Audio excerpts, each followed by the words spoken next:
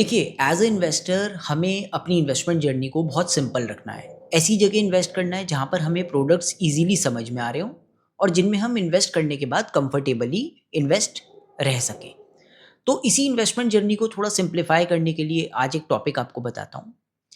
अक्सर जिन लोगों की एसआईपी चल रही होती है या जो लोग एसआईपी स्टार्ट करने वाले होते हैं, कई बार उनके सामने कुछ इस प्रकार के वीडियोज़ आ जाते हैं कि अगर आप एसआईपी इस डेट को 25th रखेंगे तो आपको रिटर्न्स ज़्यादा मिल जाएँगे या 15 रखेंगे तो रिटर्न्स ज़्यादा मिल जाएँगे।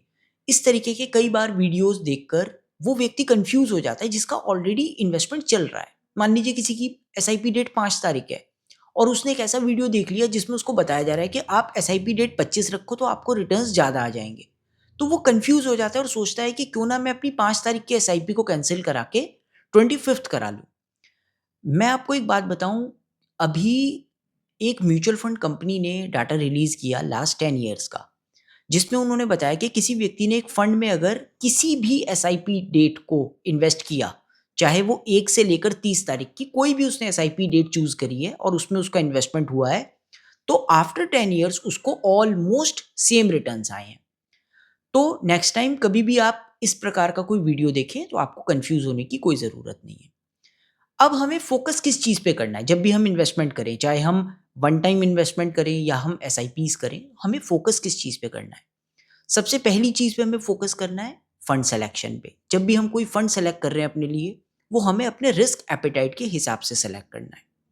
दूसरी चीज़ हमें फ़ोकस करनी है कंसिस्टेंसी पे। हमें कोशिश यही करनी है किसी भी कारण से हमारी एसआईपी कभी बाउंस ना हो। जिस भी ड्यूरेशन के लिए हमने एसआईपी स्टार्ट करी है, उस ड्यूरेशन तक वो एसआईपी हर महीने प्रॉपर तरीके से कट जाए।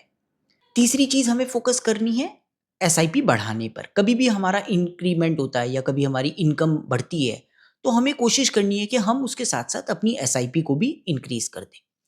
और चौथी चीज़ जो बहुत ज़रूरी है वो ये है कि कभी भी हमारी इन्वेस्टमेंट जर्नी के बीच में कभी मार्केट क्रैश हो जाता है, तो वहाँ पर हमें घबराना नहीं है। वहाँ पर हमें अपनी एसआईपीज़ को बंद नहीं करना और ना ही वहाँ पर हमें अपने इन्वेस्टमेंट्स को सेल करना है। तो आप अगर चीज़ों को सिंपल रखोगे, टाइम टू टाइम आप अपनी नॉलेज को अपडेट रखोगे, तो इन्वेस्टमेंट जर्नी आपकी बहुत ईज़ी हो जाएगी और हो सकता है कि आप इसमें बहुत बेहतर भी कर सको।